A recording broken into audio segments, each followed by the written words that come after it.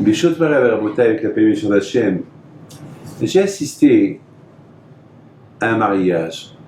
Aujourd'hui, c'est à la mode que avant que le Hatan et la Kala rentrent sur la Choupa, alors il y a des petits speeches que la Kala elle prépare. Et le Hatan aussi, il prépare un petit speech. Voilà, et elle parle. Et nous, on écoute et on entend la Kala qui dit je remercie le bon Dieu que j'ai rencontré un bon mari avec lequel je vais marier. Et, vous savez, des paroles. Beaucoup de fois, on voit des gens qui pleurent. Ouais, on voit que cette femme-là est tellement amoureuse de son futur Hatan. Et pour la première, je voudrais la parole d'honneur. Aujourd'hui, ça devient à la mode. Ça devient beaucoup à la mode. J'étais à Paris, j'ai entendu ça. J'étais en Israël, mais partout j'entends ça. Ça devient à la mode. À Miami aussi, je l'ai entendu. Et à Panama aussi, je l'ai entendu. Et j'entends des trucs comme ça.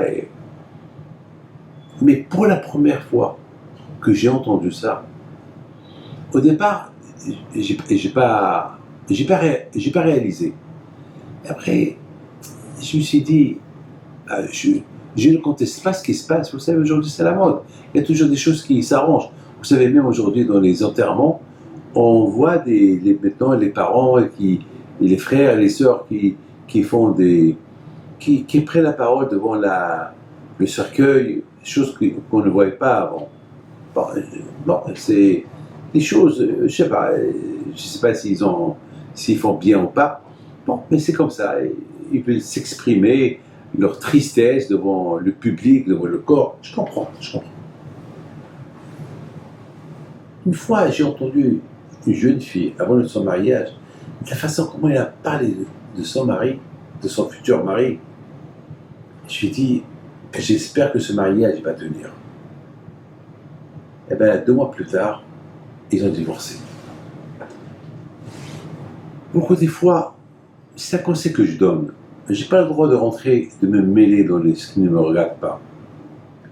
Mais peut-être, je ne dis pas qu'il ne faut pas qu'elle parle, il ne faut pas qu'il y ait des speeches là du Hatan, de la Kala pour le mariage, mais parfois il faut éviter de trop parler.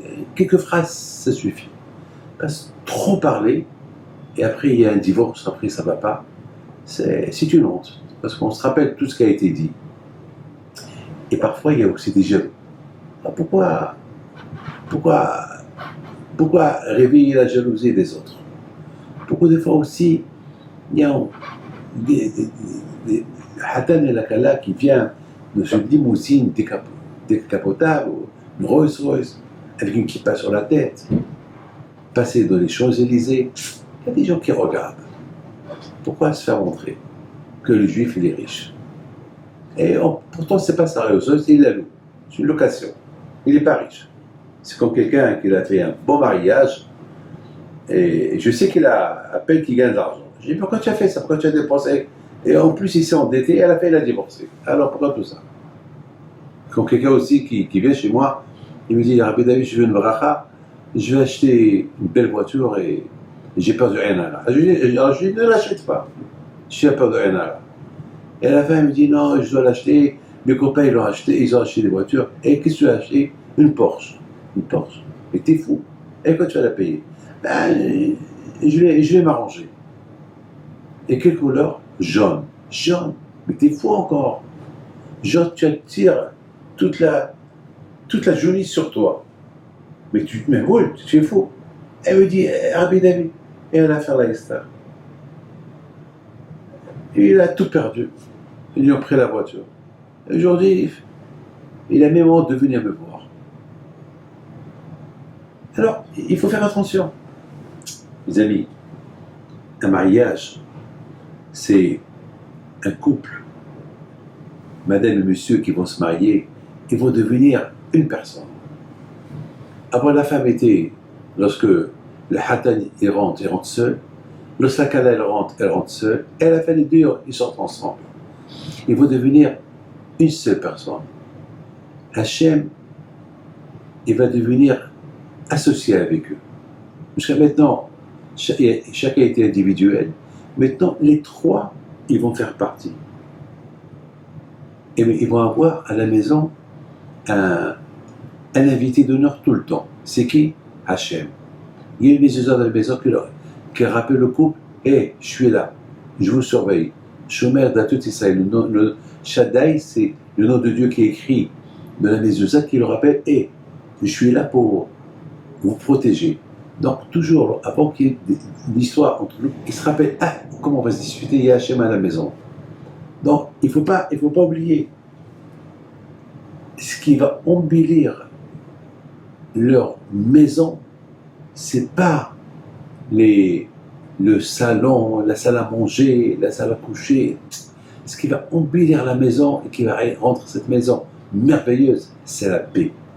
La paix, le comportement de chacun vis-à-vis de lui.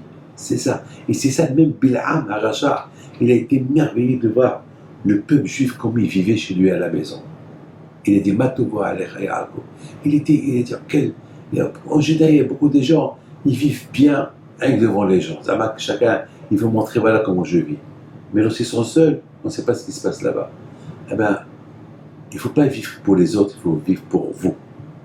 Mes amis, que Hachem y fasse, que Hachem vous donne la bracha et la et pour les nouveaux mariés, si Dieu qui vont se marier, que le bon Dieu vous aide, amen, qu'Allah soit.